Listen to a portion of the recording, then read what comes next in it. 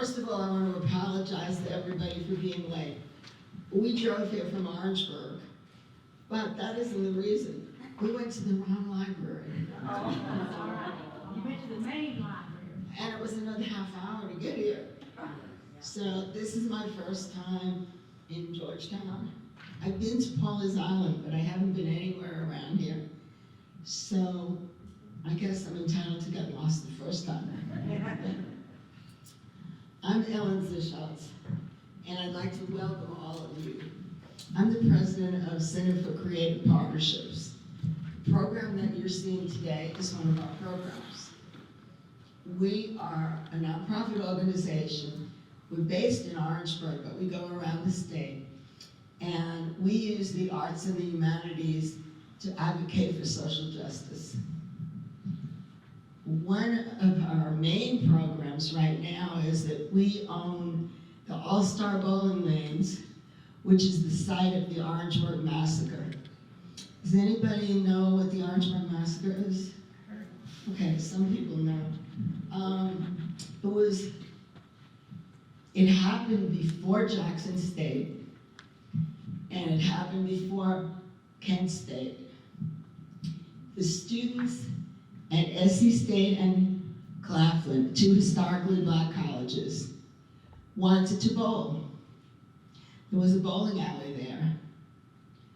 And they also wanted to protect their rights. But at the time, it was 1968, and the amendment had already passed and was in the Constitution that you couldn't segregate public places.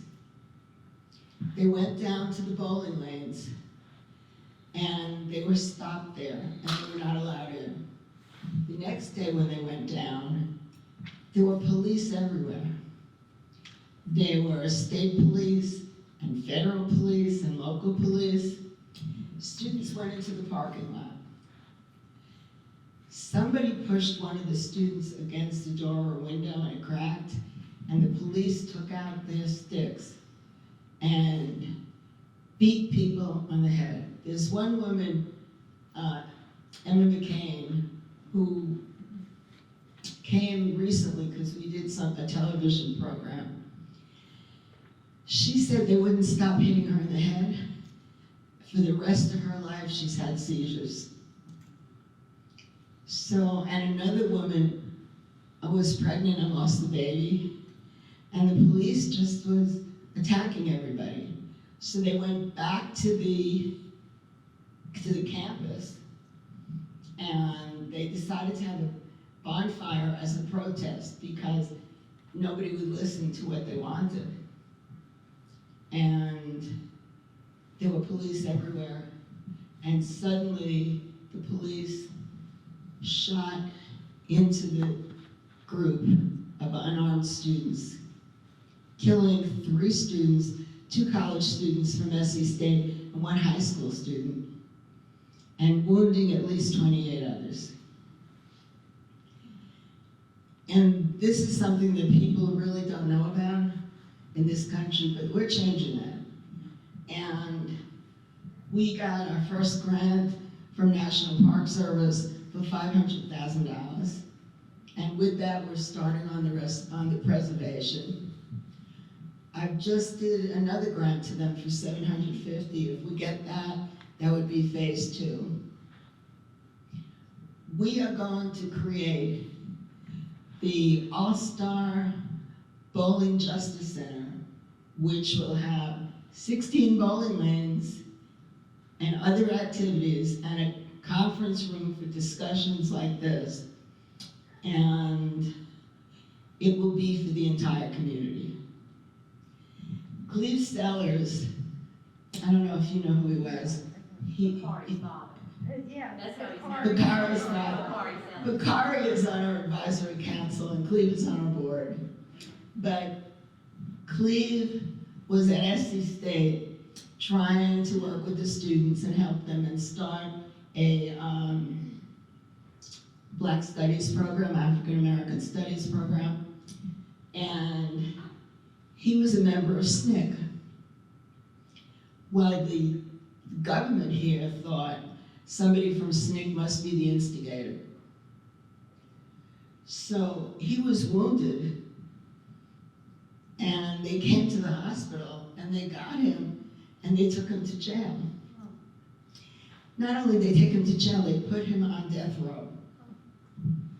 And later, he was in prison for 7 months, and after that, he became the president of Voorhees College.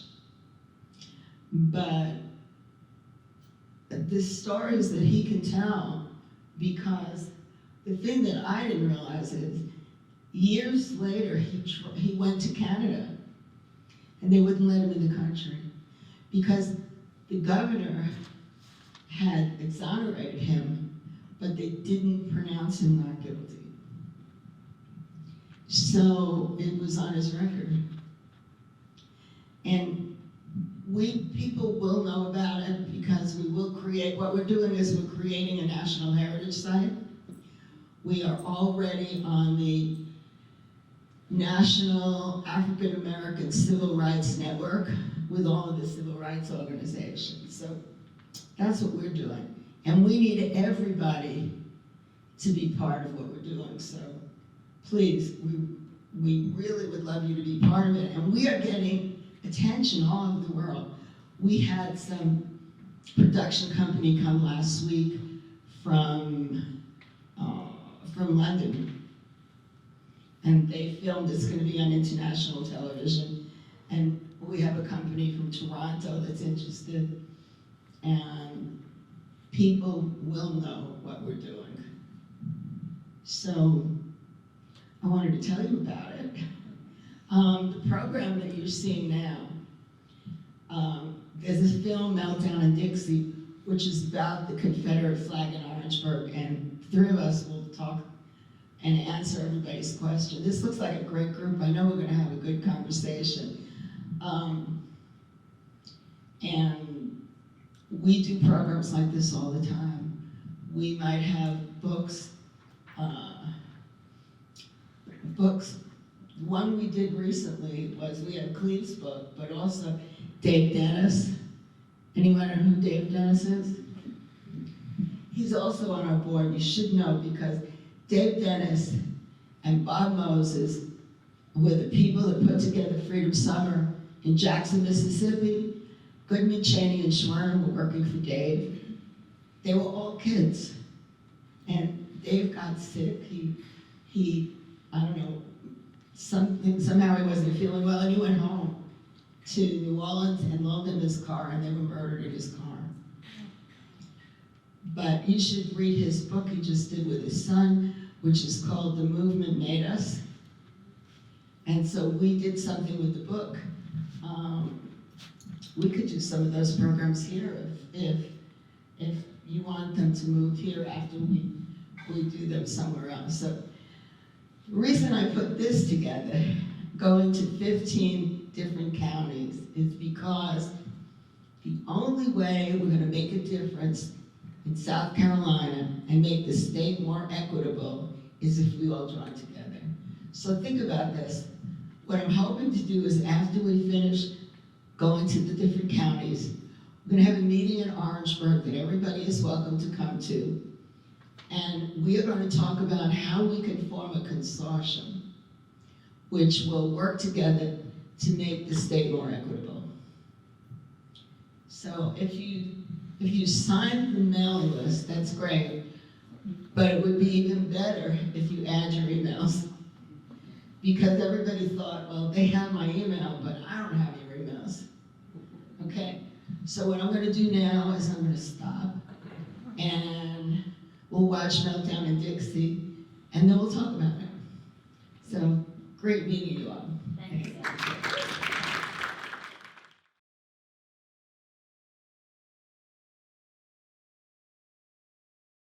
Okay, we'll have a discussion. I'd like to know what you all think about this.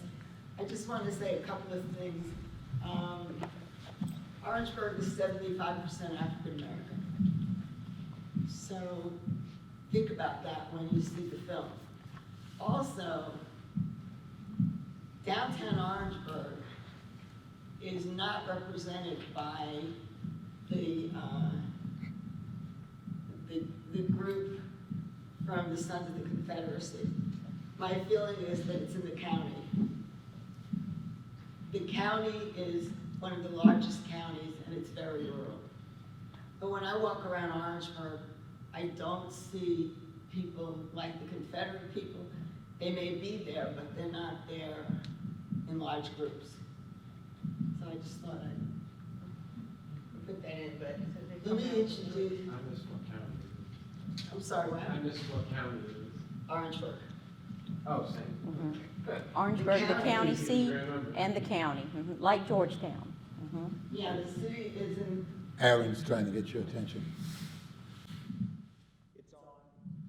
okay, I'll use it. I'd like our panel to introduce themselves.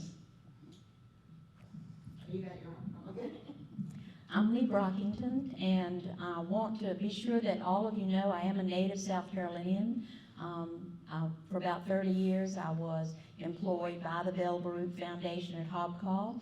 I was director of interpretation the longest number of years, deciding what our story would be as we met with tourists and visitors, residents, old and new. I grew up in the city of Columbia, South Carolina, burned by Sherman, let's just throw that in. So I grew up also with Confederate officers, and we knew their stories. I grew up with slave owners, also during the American Revolution. Some of my ancestors were patriots, and the Brockingtons were loyalists, and many of them were slave owners. So a great deal of the work that I do today is to create reconciliation, as well as simply education. Thank you for the opportunity for inviting me. My name is Steve Williams, and although my parents were born and raised in Georgetown City and County, I was not. I'm like many of you, I'm a Yankee. Not a Connecticut, but a New York Yankee. We don't use that Y word here. We don't. That Y word, northerner. I've lived in so many states: Charlotte, North Carolina, Atlanta, Georgia. 2009, I returned to Georgetown after graduating here many moons over the TP ago. And I was a school administrator for many years and an educator, 37 or 38 years. And I was happy to return to Georgetown. My folks had passed away and the house was vacant. I thought, well, I can go and work at school anywhere. And since I've returned, I've retired, I think it's 2015, and I consider myself a historian and a writer, and I was happy, very pleased to meet Lee here, one of the greatest writers in Georgetown. She really is. I've written a few books. Obviously, my niche was the history of blacks, but I have knowledge of history going back almost from day one. So I am happy to be here. I've watched this a few times, and I have a few comments, but it may not be what you expect. It's a little bit different. I thought I wouldn't go to the lowest common denominator, but bring it up a little bit. So I'm eager to listen to your questions during the Q&A, but basically I'm a retired historian and a writer, and I'm enjoying my life. Would you like to say anything else, or should we open it up? I'd like to say something as we start. Okay. One of the things I wanted to do was read from a book that is by Jack Bass as well as Scott Poole. Jack Bass, retired journalist who also wrote the Orangeburg Massacre. So in addition to that book that I encourage you to read, this one is The Palmetto State, The Making of Modern South Carolina. There are a couple of lines here I want to read to you because of what the film said, and also to set the record straight, as you said. This is actually an excerpt written by Charles Joyner. Many of you know him as the author of Down by the Riverside, also as a lifelong professor, retiring from Coastal Carolina University, continuing to lecture almost up until his recent death. Some South Carolinians deny that the Civil War was fought over slavery, maintaining it was fought over the rights of states to control their destinies. You heard that in the film tonight. Slavery, they believe, was incidental. When South Carolina delegates walked out of the 1860 Democratic National Convention in Charleston as a prelude to secession, their spokesman, William Preston, minced no words in declaring that slavery is our king, slavery is our truth, slavery is our divine right. A few months later, when the signers of the South Carolina Ordinance of Secession issued their declaration of causes of the secession, they specifically referred to the domestic institution of slavery. They objected that the free states have denounced as sinful the institution of slavery. In April of 1861, President Jefferson Davis, President of the Confederate States of America, declared that a persistent and organized system of hostile measures against the rights of the owners of slaves in the southern states had culminated in a political party dedicated to annihilating, in effect, property worth thousands of dollars. Since the labor of African slaves was and is indispensable to the South's production of cotton, rice, sugar, and tobacco, President Davis said the people of southern states were driven by the conduct of the North to the adoption of some course of action to avert the danger which they openly menace. And in a speech in Savannah, the Vice President of the Confederacy, Alexander H. Stephens, made it even clearer that the establishment of the Confederacy had put to rest forever all the agitating questions relating to our peculiar institution, African slavery as it exists among us, the proper status of the Negro in our form of civilization. This was the immediate cause of the late rupture and present revolution. Those are their words in quotation marks. I'm glad that Lee mentioned that, because we have to, before we move forward, we have to get the elephant out of the room. And what is the elephant? Just what she said, the question whether the Civil War was predicated on slavery or states' right. And you do not have to be a rocket scientist to know the answer to that. I have almost gotten in a fist fight with one of my college students. He was from Buffalo, of the other persuasion. We got in the biggest argument. He was bigger than me, but I was telling him, I said, no, it wasn't so much states' rights. It was about slavery. Why do I say that? First of all, we saw in the video where the gentleman with the Sons of Confederacy said, most of us did not own slaves. Well, that's true. What he didn't say is because he couldn't afford to own slaves. If you drive an expensive car, whatever it is, Alfa Romeo or Lexus, whatever, that is what it costs to buy slaves. The average person not only could not afford slaves, but the average person, white or black, did not benefit from the institution of slavery. And so let's get back to what he assumed he was reading, the original papers for secession. What he could have said, as Lee just said, the President Lincoln raised taxes on the South. Now, why did he do that? Because he realized that their quote-unquote property was earning them untold riches. Yeah, and I've written several books on the plantation. The plantation's owner in Waccamaw, this area, were some of the richest people in the world.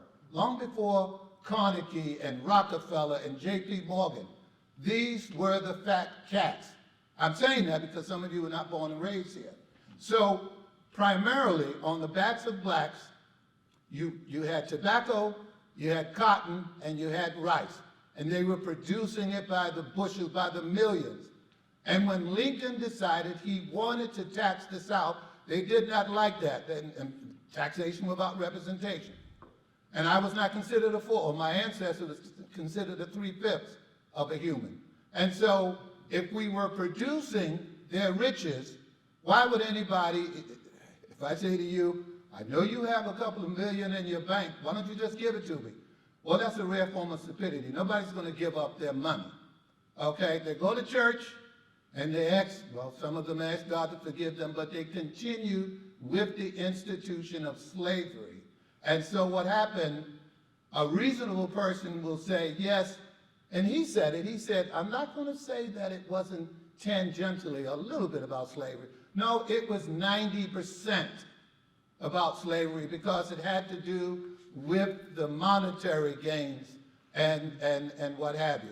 So I just wanted to get that out the way because when I was in high school, one of my teachers said to me, I believe I was in 11th grade, we were going through a social studies exercise, and she asked us, she said, class, I want you to close your textbooks.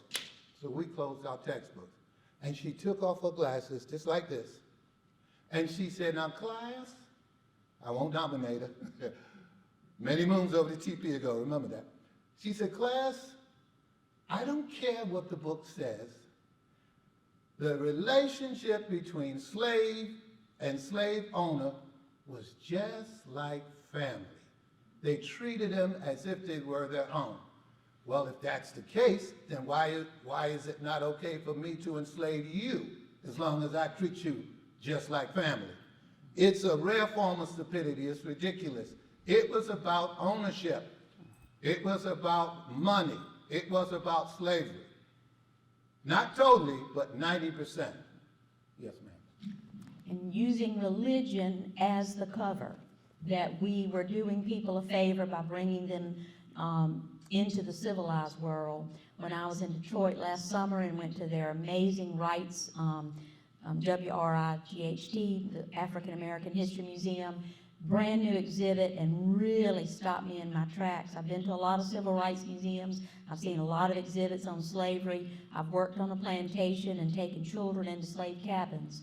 But there I learned that the Roman Catholic priest at Bunce Island put water on their head as the slave was entering onto the deck of the slave ship, salt on their tongue, gave them a new Christian name. Forget your forebears, forget your life here. You are going to a new country. You are now a Christian. And the next station, as they left the Roman Catholic priest, they went to be branded. And the audio and the visual, and I could smell the burning human flesh at that museum because it was so shocking to me. Even though you know this, you know that it was done under the guise of the church. And Holy Cross Faith Memorial Episcopal Church here on the Waccamaw Neck, when you open their website, one of the first things they say is that the majority of the slave owners in Georgetown County were Episcopalian, and this Episcopal church is working toward reconciliation. It was done in the name of Christianity.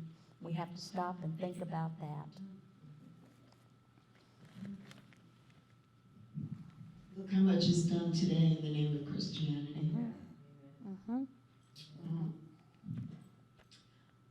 I just want to add one thing since the discussion came about talking about slavery. Think about who the smartest people were during slavery. Think about it. Who knew how to do the crops? Who came here with all the knowledge to make the money? What group took the spirituals, developed spirituals to sing, and used them to help people escape with the Underground Railroad? What group used African hairstyles as maps on how to escape? They were doing that in the country of Colombia. And when I was there, I went to a village of people who had descendants of people who had escaped from slavery. And they were talking about it, and they had books about it, about how the maps were in the hairstyles. So you have a group of people that couldn't do anything because they didn't have the weapons, but they knew how to do things that were needed, and they figured out how to do things to help themselves. I'd like to see what the audience has to say, if that's okay with you. Yes. It's time. Yes. Okay, I'll come with the microphone. Who would like to start? Could be a question, and it could be what you think about what we're talking about. I've never heard about the GPS being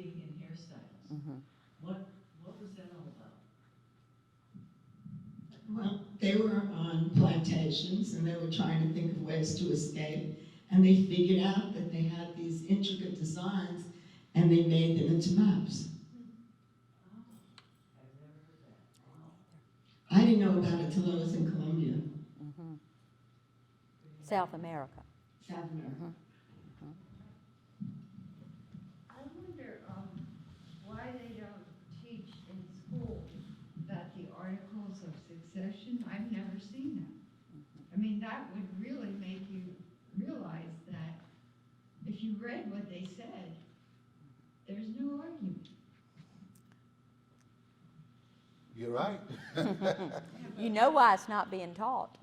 And it's not being taught this week or next year because it's critical race theory. Right, that's We're exactly suppressing what the I information.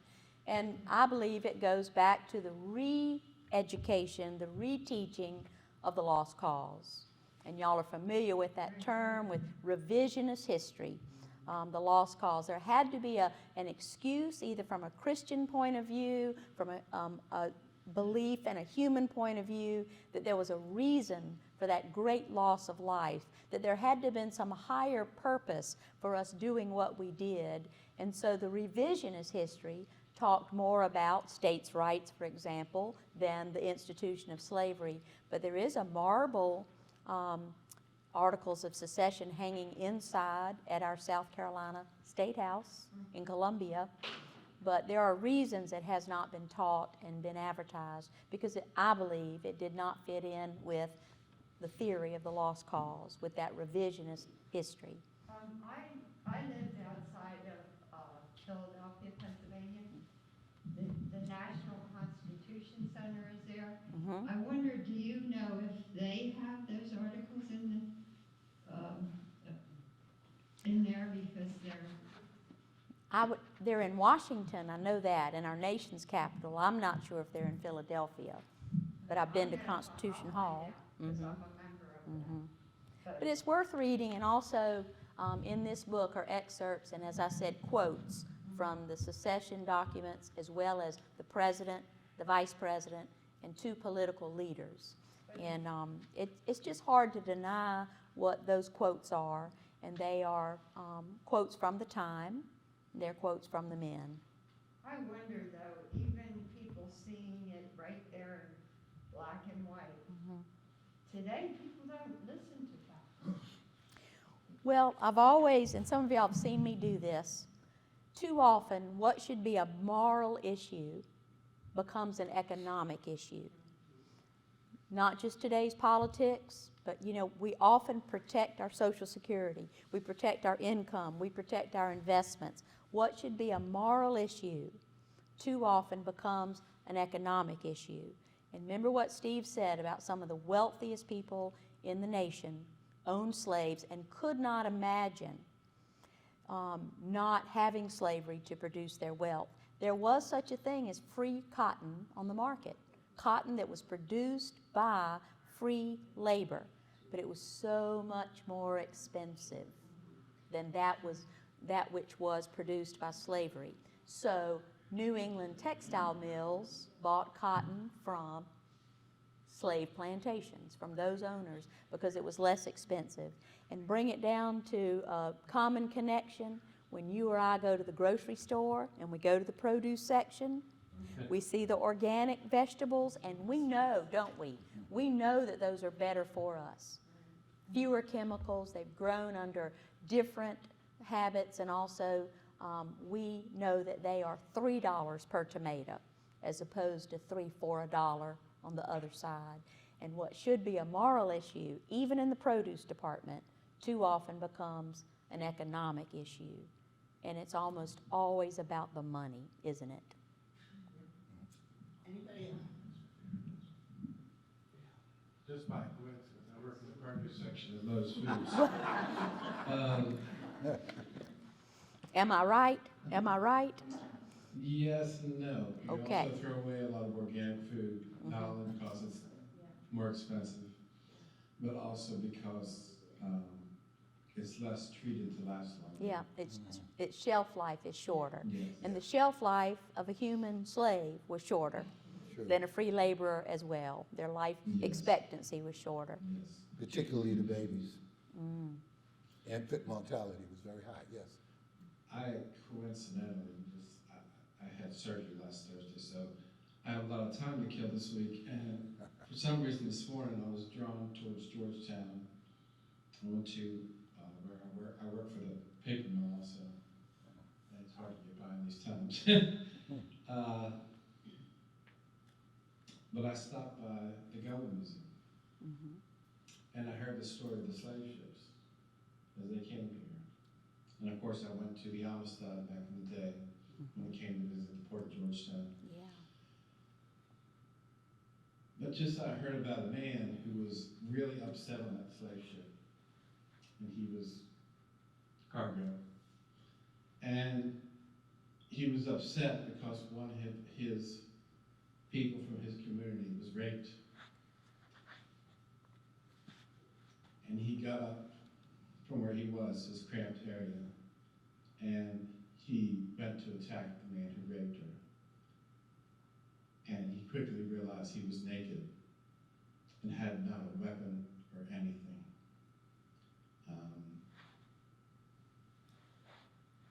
They beat him with clubs and threw him overboard, left him to die. It was a powerful message I heard today, there and here. And like I said, it's totally coincidence. I love libraries. If there's a librarian here, they've seen me. When I retire, I'm going to work in a library, but that's going to be a little while from now, I hope. But I just want everybody who's listening today to share what they've learned. I'm also from Maryland, so I'm very proud of the ice cream man. Mhm. But it's a complicated world. I didn't want to really say black and white, but it requires a lot of thought, just as we call our roaches palmetto bugs. The slave owners called it the peculiar institution, and they said it was about states' rights to have slavery. They just didn't finish their sentence, obviously. That's all I have to say. Alan, I'd like to shift a little bit, if it's okay with the audience, to talk about heritage and this documentary. I did some background on, is her name Emily? Yeah. Our director. Yes, she put it together. You should know that she was born and raised here in Orangeburg. She's fairly young. She looks like she's in her 30s. Yes. She was raised basically in an area or school with predominantly blacks. And she said in her class, some of the other young ladies used to touch her skin and her hair because it was a source of amusement. But it didn't solidify to her what racial conflict was. So here we are, and she's a movie producer, and she's done several things, including something on Bakari. Am I correct? Okay, this is one of her crown jewels. Even though the flag did not come down, I think she did an excellent job interviewing people and bringing up the most germane subjects. To me, I got to thinking when they asked me to come, what should I talk about? So it doesn't get down to the lowest denominator, your heritage against my heritage, and we get into an argument. That's not necessary, because to me, it is it is mostly about symbolism. Symbolism, if you will, is the representation, the visual or auditory representation of intangible things. And that's why we use symbols. We're into the football season. At the end of the football season, somebody's going to get a what? A Super Bowl trophy. Basketball season, they're going to get a ring. If you're an actor, you might get an Emmy or if you're a singer, a Grammy or an Oscar. These are symbols. Symbols can represent many things: unity, success, pride, identity, belief, hope, accomplishments and any number of things. But symbols, or as one friend or writer said to me, the menu is not the meal. However pretty the menu is, you can't taste it. It's not delicious. It looks beautiful, like a commercial. Symbol is one or two things separated from reality. For instance, and I'll try to say this quickly, some things are hard to explain, like the word wet, W-E-T. You can use all the verbal gymnastics in the world, but a person who is trying to describe what wet means, they don't have a clue what wet means, especially if they're from another planet or they've never been wet, okay? Until what happens? Until they are walking in the rain or they're immersed in water. Then they understand what wetness is. There's an old saying, and you've heard it before, a picture's worth 1,000 words. An experience is worth 1,000 words. And I would never tramp on your belief that your heritage is meaningful to you, because it is. Just like mine is meaningful to me. I saw a movie about a month ago called The Woman King. I don't know if you saw that, but it's a very popular movie with Viola Davis. And in that movie, it's the story of Africans who sold other Africans to Europeans, the Portuguese and the Spanish. But at the end, that king had an epiphany. He had risen in his understanding. He said, we are no longer going to sell our people. So my heritage has scars just like yours. But we have to understand that symbolism means stuff. So I don't have time to get into it, but I'd gone to UPS and I had them made several copies of symbolism. What are you talking about, Steve? A swastika, a noose, a diploma, a token, a MAGA hat, a Bloods and Crips scarf. These are all symbols. And because of symbolism, because we've invested in symbolism, we have religious, political, social, and cultural divisions that often escalate into war. But Shakespeare said, nothing is either good or bad, but thinking makes it so. When you think that your heritage is better than mine, or my heritage is better than yours, that's your thinking, okay?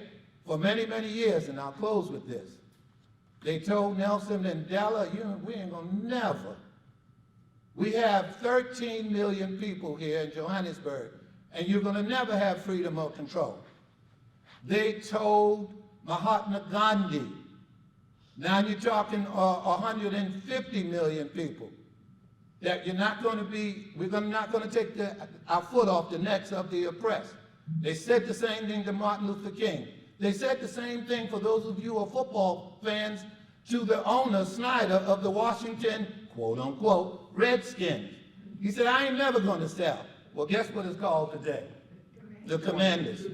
Hello. Same thing with the Cleveland Indians. They'd never set foot in India. Columbus was lost. He thought he was in India. They don't identify as Indian. When I was an educator, a lot of people said, Mr. Williams, she's a Mexican. I said, no, she's not. She's from Nicaragua, Guatemala. There's 27 countries below the Rio Grande. Stop calling everybody Mexican.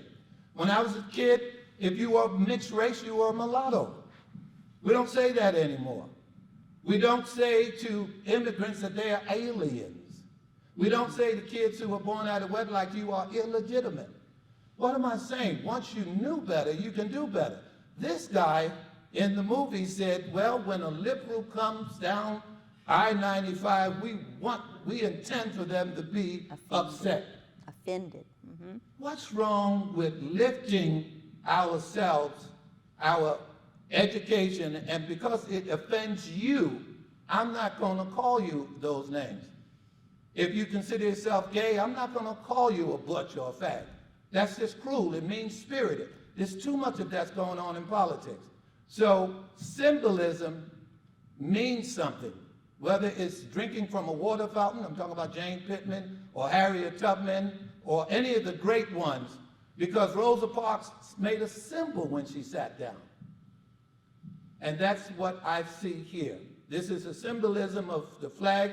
I don't really care whether it comes down. I want it to come down, but the moral arc of justice is long. And sooner or later, because it was Victor Hugo that said, there's nothing more powerful than an idea whose time has come. Even Lindsey Graham, when they killed the 9 people at Emmanuel Church, Mother Emanuel in Charleston, and he's a Confederate, his family fought in the war. He said it's time. It's just time, because it was not private property. All right, so keep in mind that symbolism means different things to different people. I will not dare to tell you that your representation is any better than mine, unless it gets to the point where your rights tramp my rights, because everything Hitler did was legal, okay? Just because you have the right to do something, that doesn't mean it's right that you do it. Go ahead. Okay, I just want to say, you said that about Emily and her film, yes. Yes. The extraordinary thing, I think, is that she could get these people to say these things Yes. that they believed, that they kind of knew were not going to be accepted by other people. So that was a real talent to get them to, Yes. to say their feelings in the film. I hope to meet her one day. I'm in awe of her. I really am. Okay. My daughter wants to be a filmmaker Oh, as well. okay. Yeah. Okay, I'll go to the next person. Well, oh, one thing I want to say when you're talking about the flag, recently they put up a big flag in Spartanburg. In Spartan. Confederate flag. Okay. A big one flying that you can see it everywhere. Yeah. I don't know where in Spartanburg. Still up in Orangeburg, Pardon? the flag is still up. The flag is still up. Not only is the flag still up, but in the square they have a statue to Confederate soldiers, and also a lot of the streets have names like Calhoun. And the thing is that people are not taking it down, not because they don't want to. I mean, the city government, the county council is 100% African American, and the city council has one person that's not African American, and we have an African American mayor. So it's not like they like it, but what happens is when the state says you can't do it, they know they'll lose their funding. And remember, that law was passed recently when the Confederate flag on the dome, the Confederate flag on the State House grounds was debated. A new law says that you cannot remove a monument without the legislative approval, but that's a new law that came about because of the other. And if you ask about the flag on the dome, I'm ready to talk about it. And what the city council did was they passed a resolution to take the statue down when they get permission from the state, which is probably never. And that's the state legislature, the House and the Senate. Did Charleston get permission to take Johnson down? No, they didn't. No, and that's what's causing trouble. They just did it. And I don't remember what, somebody explained to me why that was somewhat different, but I don't remember what they said. It's in a city park. And Lee, you're gonna talk about the flag on the dome, at the Capitol dome? I just always thought it was very interesting to me when we first began talking about the flag on the dome. The flag was not, the Confederate flag was not always on the State House dome. It was put up in 1962. Remember that, February of 1962. And the legislature presented it as part of the celebration of the Civil War centennial. Well, what year did the centennial begin? 1861 to 1961. So the flag wasn't put up at the beginning of the centennial, and also the Chamber of Commerce and business leaders and so many leading citizens in the state of South Carolina were not the least bit interested in celebrating or commemorating the American Civil War. They wanted to move forward. By 1961, by 1962, South Carolina was beginning to invite more and more business, industry, textiles. They wanted to move forward. They did not want to go back and celebrate much, commemorate, much less celebrate. But in in 1962, something else happened. The first African American applied for admission into one of our white South Carolina colleges or universities. Harvey Gantt, native South Carolinian, who applied for Clemson University, was a threat to many people, an African American seeking admission in an all-white school. University of South Carolina had been white before Reconstruction and then returned to an all-white student body. But Harvey Gantt at Clemson applied, and it became very controversial. The flag, I believe, has always been a symbol of white supremacy. I believe that the Confederate flag placed on the dome in February of 1962 was less of a Civil War commemoration and more to show African Americans in the state of South Carolina, don't get too high on your horse. If you're going to apply for our white institutions, if you're looking to desegregate our white institutions, we're going to remind you who's in charge. Where are so many of the Confederate monuments on the courthouse grounds in our county seats, whether it's Georgetown, Orangeburg, Kingstree? We do have to laugh about the so-called Confederate monument on the courthouse grounds in Kingstree, South Carolina. Many of you have been on a trip with me, and you know that when the UDC, the United Daughters of the Confederacy, ordered it and waited, and it came late. And when it came just in time for the next day's ceremony, someone noticed it was not a Confederate soldier. And still today in Kingstree, a Union soldier in a Union uniform is atop that Confederate monument. But as African Americans might go to a courthouse to register to vote, what are they hit with out front? A Confederate monument, and so often that Confederate flag. The flag went up in 1962, and then there was conversation, y'all probably lived here and remember, in the 1990s to bring the flag down.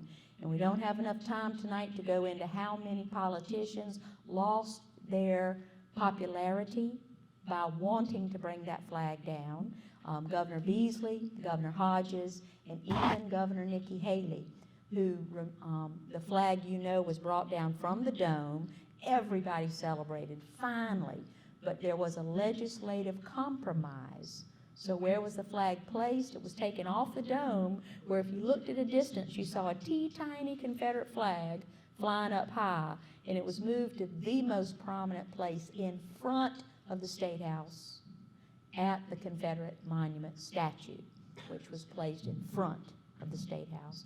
And there it flew until not only 9 people were killed at Emmanuel African Methodist Episcopal Church in Charleston, but remember, 5 more were injured, and all the trauma. You know, when we say 9 victims, I often want to remind people in any kind of accident, any kind of shooting, any kind of massacre, that the victims are far more numerous than just those who died.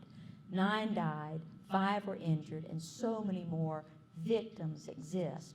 And it was that tragedy that finally led the legislature to vote at the governor's urging, at Lindsey Graham's urging, at Tim Scott's urging, to remove the flag from the State House grounds, and it was furled. It was rolled and then taken by South Carolina Highway Patrol Honor Guard to the South Carolina Military Museum and Confederate Relic Museum, as it's called, about a block away in Columbia. Furl the flag.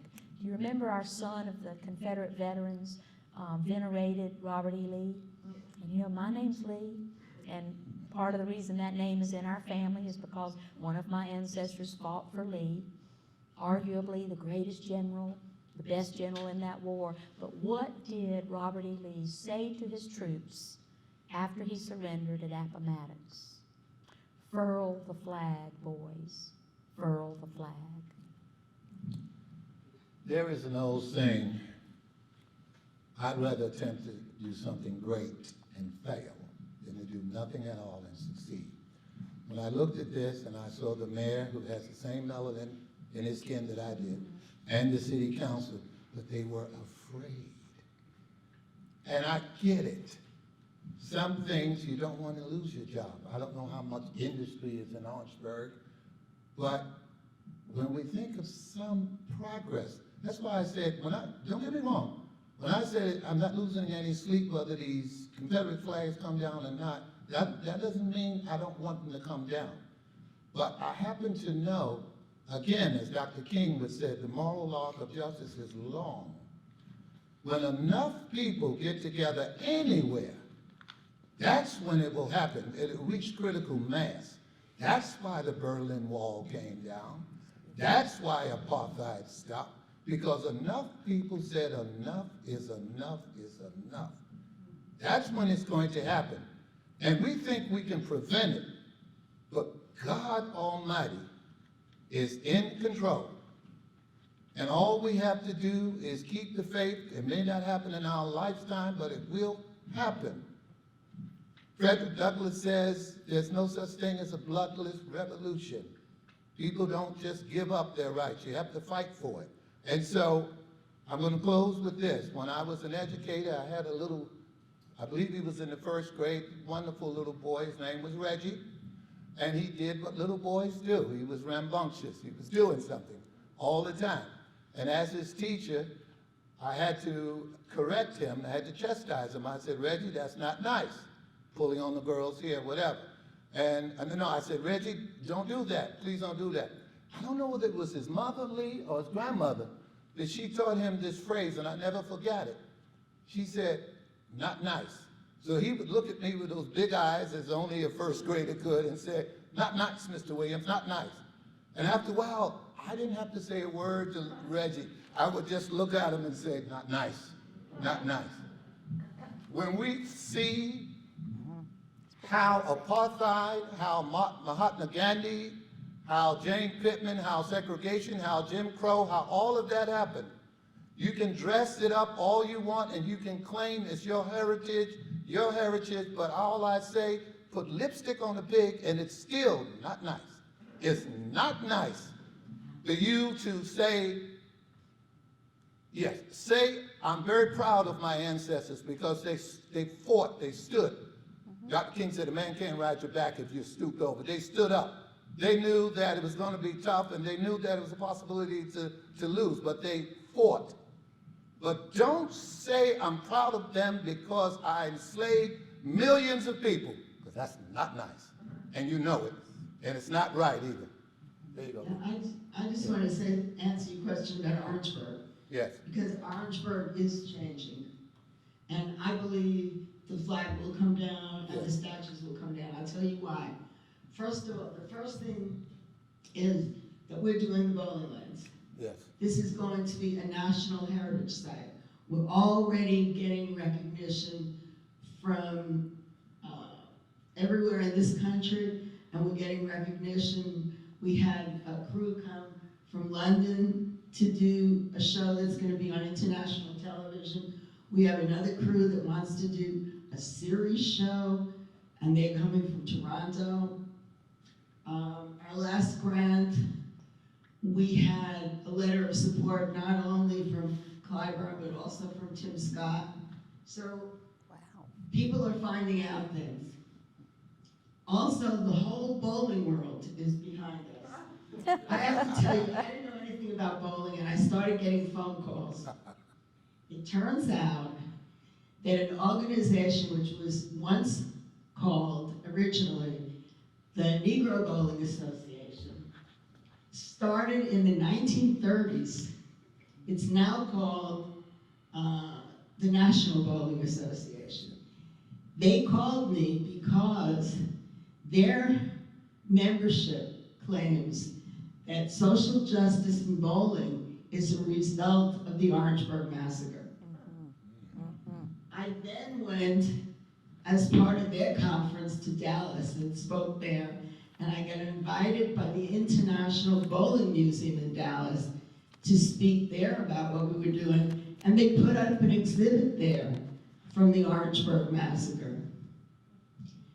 Does anybody know where bowling started?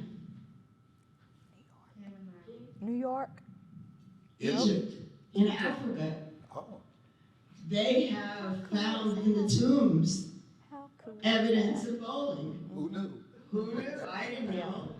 And now we've got really the bowling world doing stories about what we're doing, and so that's one thing.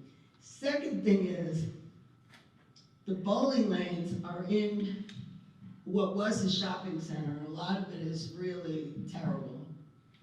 We are going to develop that. We also own the property next door to the bowling lanes, and we're gonna put up there an art and cultural center with affordable housing for artists, musicians, writers, filmmakers, visual artists, and a museum kind of place with it. And that'll be next to it. When we develop that whole area, next to us is a $10 million library that was built by the county. And on the other side of it, we have what we call Railroad Corner, which is across the street from the two historically black universities. That was once a black business district. We are now a team that I put together with people from all over the country was selected to develop that area. We will have housing for the students at the universities, affordable housing. We will have other housing there. We're putting in a civil rights museum and restaurants and other things. So when you think about it, you've got the universities across the way, you have this new railroad corner, you have the library, and you have the bowling lanes and all of that. The city has now made a commitment to redevelop the whole of Russell Street, which is the main street. And what we're focusing on is the culture of the city, the history of the city, and art. So with all of that happening, people are going to come to visit, people are going to start to move here. People are not coming with a Confederate flag. People are not coming with the Confederate statues. I already have people on our committee, Renaissance Equity Partners in Washington, D.C.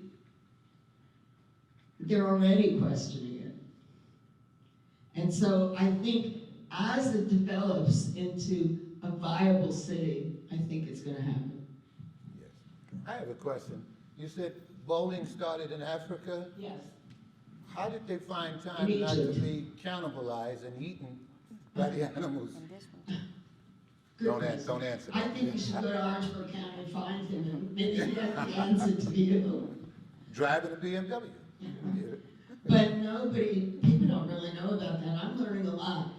The historian from the National Bowling Association is on our advisory council, and he's giving me a lot of interesting advice. I'll tell you one other thing. As I'm talking to everybody in bowling, I talked to this guy, Carol Ross, who's in Columbia. And he told me his father built the bowling lanes. And he spent his childhood there, so he's got a lot of information for me. I'm going to tell you one more thing. I got a call and a visit from a woman who's now married to somebody whose name is Gonzalez. She was once married to Harry Floyd, who wouldn't let the students come in at that time. And she came down with her children. They went in the bowling lanes, they were crying. But her son, who's 30, said the same thing to me that Bakari Seller said. Okay? Bakari said the most influential day of his life was 16 years before he was born. The grandson of the owner of the bowling lanes during the time of the massacre said the most influential day in his life was the Orangeburg massacre. So here we have generations later coming together. And different races. Of different races.